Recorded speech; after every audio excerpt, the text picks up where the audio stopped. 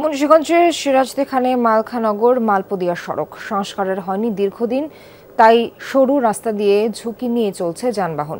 স্থানীয়দের অভিযোগ, গুরুত্বপূর্ণ সড়ক সংস্কারের নজর নেই কর্তৃপক্ষের, অথচ এই উপজেলাতেই বাড়ি স্বরাষ্ট্র উপদেষ্টা জাহাঙ্গীর আলম চৌধুরীর।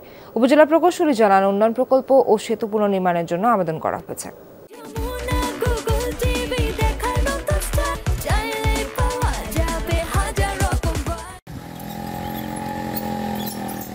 সরু রাস্তা, নেই কার্পেটিং, ঝুঁকিপূর্ণ ৩টি সেতু পার হয়ে ইট সুরকির পরতের ওপর দিয়েই চলছে যানবাহন। তবে স্বাভাবিক গতিতে চলাচল করা সম্ভব নয় বললেই চলে।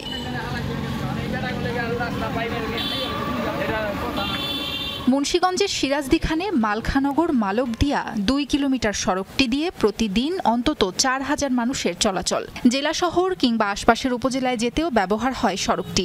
বিকল্প পথে গেলেও ঘুরতে হবে অন্তত ৫ কিলোমিটার, তাই বেশিরভাগ মানুষের যাতায়াত এই পথেই। স্থানীয়দের অভিযোগ, গত ৫ বছরে কোনো সংস্কার হয়নি সড়কটির, অথচ আশপাশের এলাকার বিভিন্ন রাস্তার কাজ করেছে কর্তৃপক্ষ। ভাঙ্গাচুরা রাস্তা, ব্রিজে 2টা গাড়ি পাস হয় না, একবার আসে একবার যায়, এরকম করতে করতে প্রায় আজকাল 7-8 মাস পর্যন্ত কোনো কাজের কোনো কিছু হয় না। বিল্ডিং ধুলা ময়লায় দিয়ে থাকে, কোনো কাজ করতে পারতেছি না, বাড়িতে পোলাবাই ভালোভাবে থাকতে পারতেছে না। অভিযোগ আছে, নিজ বাড়ির পাশের খাল ভরাট করে সড়কটি সরু করে ফেলেছেন স্থানীয় ইউপি চেয়ারম্যান আব্দুল করিম। সড়কের বিভিন্ন অংশে ঠিক নেই পরিমাপ। সেতুগুলোর এক প্রান্তে যানবাহন উঠলে অপর পাশে বাহনগুলোকে করতে হয় দীর্ঘ সময়ের অপেক্ষা। সব মিলিয়ে মাত্র 2 কিলোমিটার দৈর্ঘ্যের সড়ক দিয়ে গন্তব্যে পৌঁছাতে সময় লাগে দ্বিগুণ।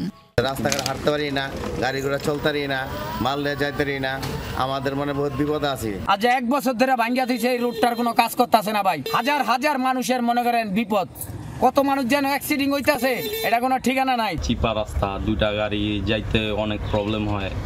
তারপরে একটা বড় ডিস্ট্রিক্ট গাড়ি এলে আমরা যাইতে অনেক প্রবলেম হয়।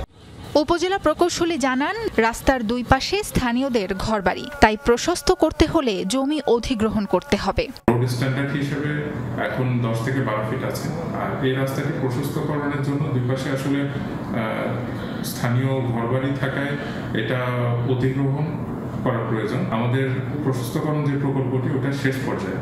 যদি নতুন করে প্রশস্তকরণ প্রকল্পটি আবার রিভাইজ হয়, তাহলে সেই ক্ষেত্রে এটাকে অগ্রাধিকার ভিত্তিতে ওই প্রকল্পে দেওয়ার ব্যবস্থা করা হবে। সড়কটিতে মাঝে মধ্যেই ঘটছে ছোট বড় দুর্ঘটনা। এত বছর ধরে উন্নয়ন না হওয়ায় ক্ষুব্ধ স্থানীয়রা।